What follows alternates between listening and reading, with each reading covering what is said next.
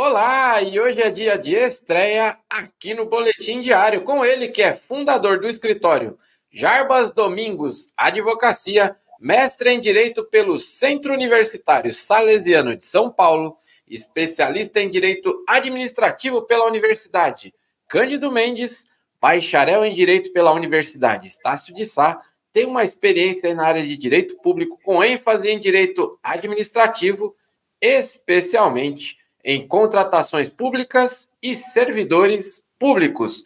O tema do nosso encontro, implementação da 14133 nos pequenos municípios. Seja muito bem-vindo pela primeira vez aqui no Boletim Diário, o professor Jarbas Domingos.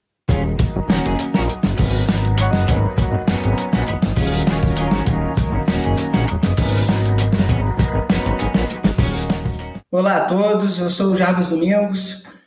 Eu espero hoje poder trazer um pouquinho para a audiência da Forset a experiência que a gente tem passado nos pequenos municípios aqui com o escritório, auxiliando os gestores a implementar a nova lei de licitações diante dos muitos desafios que esses pequenos órgãos públicos têm em comparação a outros órgãos públicos maiores. Então, primeiramente, eu queria agradecer a equipe da Forset, e vamos lá, não é, Ricardo? É isso aí, professor, eu estou aqui já curioso, chamo a atenção aí de você, seja fornecedor, principalmente você, gestor, o professor vai compartilhar conosco aqui um pouco do seu conhecimento. Então, estou curioso aqui, eu queria, professor, por favor, implementação da 14133 e no caso aí dos pequenos municípios. Por favor, o espaço é todo seu. Perfeito. Bom, vamos começar. Em primeiro lugar, a 14133, ela veio de uma lógica, né? A legislação, ela veio de uma lógica federal, uma lógica maior, né? De órgãos públicos mais estruturados, com uma cultura um pouco diferente de órgãos públicos pequenos. Hoje a gente vai falar de como isso aconteceu, como isso está acontecendo nos órgãos públicos menores, notadamente as prefeituras. São muitos desafios que as prefeituras estão tendo para implementar a 14133 em comparação com os órgãos federais e os órgãos estaduais. Um primeiro ponto a ser destacado é a mudança de cultura que a 14133 traz para a gente. A gente veio de uma cultura desde 1993, sendo aplicada uma legislação, depois a gente teve a legislação do pregão, do RDC, mais recentemente, e depois a legislação das estatais, mas elas vieram aos poucos tentando modificar, aprimorar a cultura de fazer licitação. Mas aí veio a 14133 e muda completamente, né? Muda completamente para os pequenos municípios, porque para os órgãos maiores, muita coisa que a gente tem na 14133 já não é novidade. Um ponto de mudança cultural que, às vezes, os pequenos municípios não conseguem se ater, né, perceber isso, é a procedimentalização, né, a procedimentalização do direito administrativo. Isso é um fenômeno que só traz segurança jurídica, né? Você trazer procedimentos muito bem delineados, programados, quais os atos vão ser praticados naqueles ritos, isso é fundamental, porque dá segurança para o gestor, dá segurança para o agente de contratação e dá segurança para os agentes públicos, de modo geral, que participam de uma contratação pública, seja ela licitação ou uma contratação direta. Então, isso só veio para somar. Mas, como eu estava dizendo, os pequenos municípios, às vezes, têm uma certa dificuldade de se adequar aos procedimentos novos, porque já tem procedimentos mais antigos, mais enraizados. Eu gosto de brincar que tem dois grandes impedimentos para 14133 rodar legal nos pequenos municípios. O primeiro dele é o princípio da Gabriela, né? Eu vou explicar ele o que é o princípio da Gabriela e depois o medo administrativo. O princípio da Gabriela, né, eu brinco chamando isso de princípio da Gabriela, é daquela obra famosa aqui no Brasil, da Gabriela, que virou novela em dois momentos já. Eu sou assim, nasci assim, e você sempre assim. As coisas sempre foram feitas desse jeito, doutor. Não adianta mudar e tal. E aí eu conscientizo eles no trabalho que a gente faz de consultoria nos municípios. Falo, olha só, gestor, pode ter sido desse jeito desde lá de trás, mas a 14133 está mudando. Então, é altamente recomendável que o senhor acompanhe essa mudança também. E a mudança de cultura, de padrão de comportamento, de valores, de princípios, isso tudo muda. Então, a procedimentalização é um ponto desse, que às vezes tem um probleminha ali, mas depois que os servidores, eles percebem a vantagem que existe em se ter um procedimento programado, eles adoram. É só seguir e aí não tem nenhum problema. Um segundo ponto cultural que a gente tem é a digitalização. Existe muita resistência ainda em fazer licitações eletrônicas. Não só a infraestrutura, mas a resistência mesmo. Porque muitos municípios, eles ficam preocupados de virem fornecedores de muito longe. E aí a gente pega e conscientiza eles, falando, olha só, um fornecedor de muito longe não quer dizer que é um fornecedor ruim, que é um fornecedor aventureiro, ou alguém que não tem condição de entregar determinada mercadoria ou prestar determinado serviço. Isso vai depender da estrutura administrativa daquela empresa. E quando a gente tem um maior número de fornecedores, a tendência é a gente ter um fornecedor melhor. Também é um grande desafio. Um outro ponto é a padronização. A padronização é mudar, né, essa cultura de fazer a licitação de forma artesanal, né, contratar as empresas de forma artesanal, isso passar para a padronização, na minha visão, é muito bom para a administração pública de um pequeno município, porque com a repetição, a gente tende a se especializar mais, tornar mais especialista. E o pequeno município, conseguindo se tornar especialista, padronizar os procedimentos, padronizar as compras, inclusive a padronização é um dos princípios que rege as compras, né, o fornecimento de materiais. Ele só tem a ganhar, né? Então, essa mudança de cultura é um ponto muito importante, é um ponto de dificuldade, que a gente vai aos poucos tentando conscientizar, e é um ponto que, se não for realmente visto, entendido e superado, a 14133 se encontra em risco de ter grandes problemas nos pequenos municípios. Um outro probleminha que é muito comum de acontecer, junto com o princípio da Gabriela, é o medo administrativo. Os agentes públicos, por vezes, a gente percebe que eles têm um certo medo de lançar mão de procedimentos que são novos. Não quer dizer que são procedimentos que não existam. São novos, mas às vezes nunca foram utilizados.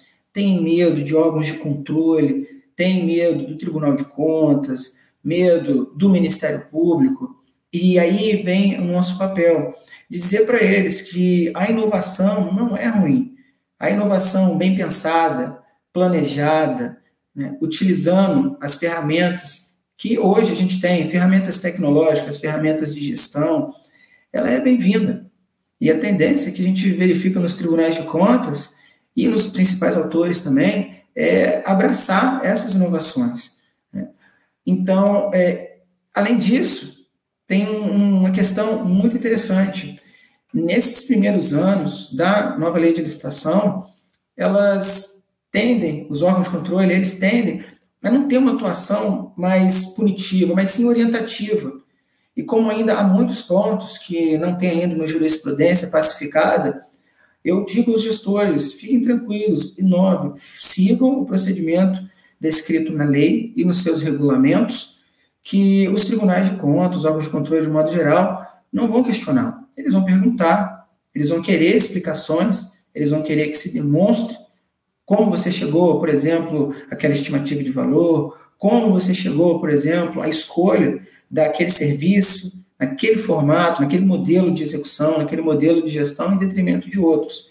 E aí, dificilmente vai ter uma punição. Então, esses pontos são muito importantes. Além da mudança cultural, a gente nota que nos pequenos municípios existe uma certa carência dos servidores. Os servidores não têm disponibilizado para eles capacitações. São raros os casos. Então, essa falta de capacitação, de conhecimento, gera neles esse medo administrativo, né, que é algo extremamente engessado, que impede eles de agir, né? E, por fim, gente, além desses desafios, e considerando esses desafios, nós, né, do escritório, construímos uma estrutura para poder implementar a 14133 nos pequenos municípios, que é disso que eu vou começar a falar agora. Antes disso, eu queria devolver para você, Ricardo. Você também não concorda que essa mudança cultural é muito difícil? Sim, professor, e você muito bem colocou, né? A síndrome de Gabriela, isso aí é histórico, né? Eu acho que são pontos que tem que ser mencionados aí. A gente lida aqui também, volta e meia a gente recebe aqui no escritório o gestor ali do pequeno município, e você falou uma coisinha que realmente poucos mencionam, mas isso a gente vê que está enraizado ali, que é o medo. O medo de fazer o novo ali, né? Puxa, eu vou ser penalizado, porque para ele vai doer mais, assim, né? Ele sempre fica com aquele receio, e aí acaba agindo da pior forma, né, professora? Não faz. E aí eu acho que vai retardando isso, por isso que os pequenos municípios aí, muitos estão aí desesperados, né? Com relação ainda à nova lei, que já não é mais tão nova, né, professor? Ela já tá... A gente ainda apelidou, né? Nova lei de licitações, ficou, mas ela já não é tão nova, e para muitos municípios, realmente 2024 é que ela se tornou aí uma lei nova aí. Mas, professor, eu vou pedir para que você já mencionou esse lado cultural, mas eu acho que a melhor forma do nosso quadro aqui são com exemplos. Se você pudesse falar um pouco aí de como você está atuando, tal, para a nossa audiência entender aí, né, os prós, os contras, o que ele pode fazer, e claro, já vai aparecer aí na tela, não deixe de entrar em contato também no Instagram do professor. Por favor, professor.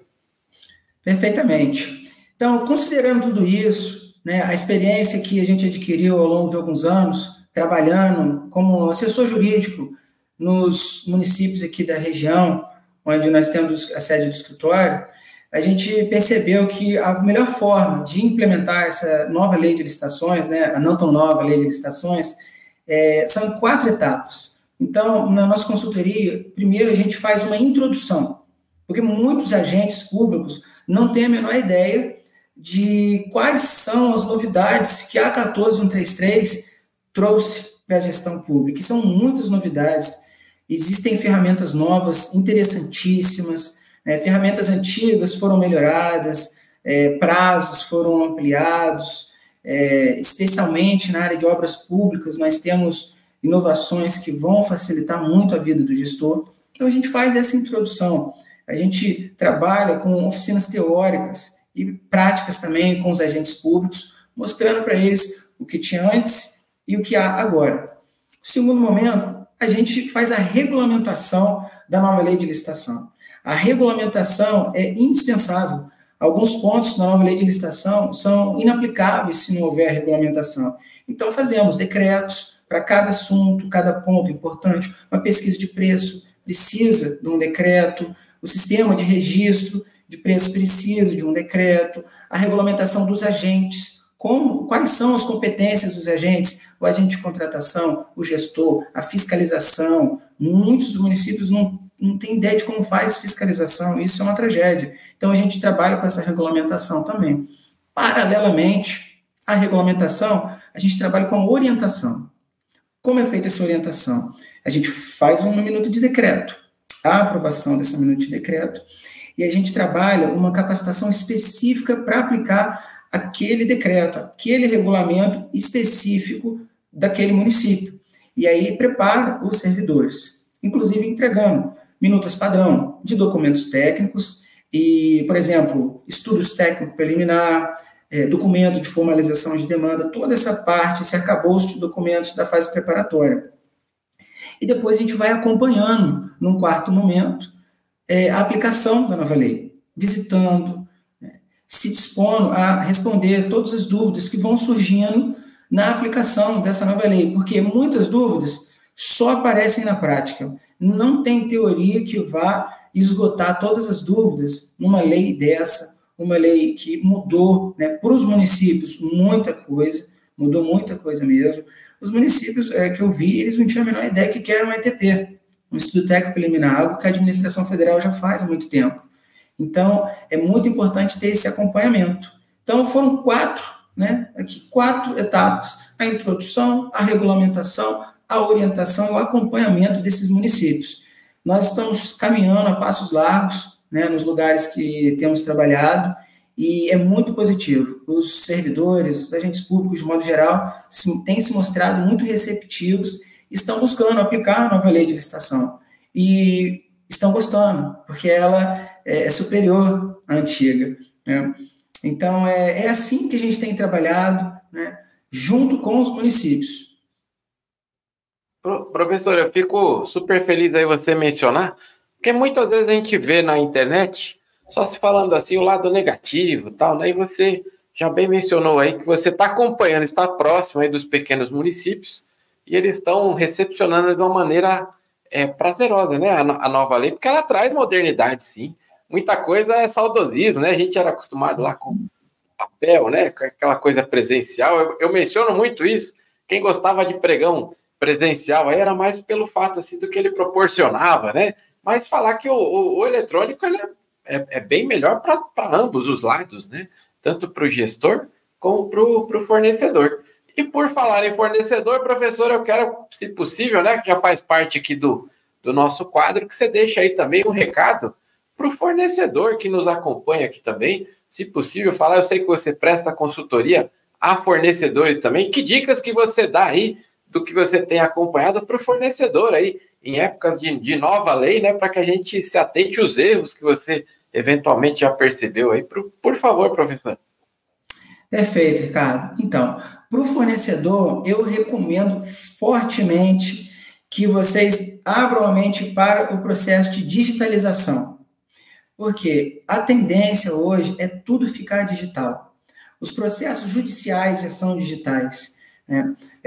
Você consegue fazer, por exemplo, boletim de ocorrência, registro de ocorrência na delegacia de forma digital.